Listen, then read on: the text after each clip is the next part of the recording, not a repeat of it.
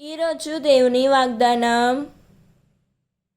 వారు పోవుచుండగా పిచాచము పట్టి నోటి మాట పడిపోయిన మూగవాణిని ఒకరిని కొందరు యేసుని వద్దకు కొనివచ్చిరి. దయ్యము వెడలగొట్టబడినంతనే ఆ వ్యక్తి మాట్లాడసాగెను. అప్పుడు అచ్చటి ప్రజలు ఎల్లరూ ఆశ్చర్యపడుచు, ఇశ్రాయేలు జనులలో ఇట్టిది మేము ఎన్నడూనూ ఎరుగము అనిరి. మత్తయి సువార్త 9వ అధ్యాయం 32వ వచనం. యేసు మూగవారిని దయ్యపు బంధం నుండి విడిపించి అతనికి మాటను అనుగ్రహించాడు.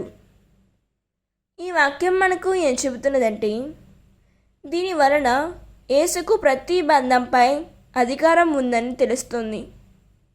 మన జీవితంలో కూడా ఎలాంటి బంధమైనా యేసు విడిపించగలడు.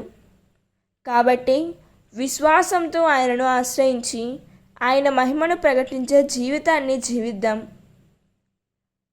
దేవుడు ఈ వాక్యం వింటున్న ప్రతి ఒక్కరిని దీవించునుగాక. ప్రార్థన.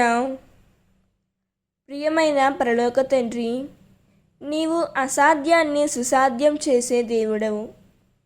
మాట లేని మూగవానికి యేసుక్రీస్తు స్వస్థతను ఇచ్చి అతని నోటిని తెరిచినట్లే మా జీవితంలో కూడా పాపం, భయం, నిరాశ, బంధాలు ఏవైనా ఉంటే వాటి నుండి మమ్ము విడుదల చేయుము తండ్రి. ప్రభువా, నీ మహిమను ప్రకటించే నోరును, నీ చిత్తాన్ని నెరవేర్చే హృదయాన్ని మాకు అనుగ్రహించుము. నీ శక్తిని చూసి ప్రజలు ఆశ్చర్యపోయినట్లు నా జీవితము నీ మహిమకు సాక్ష్యంగా ఉండేలా నడిపించుము తండ్రి. ఆమేన్.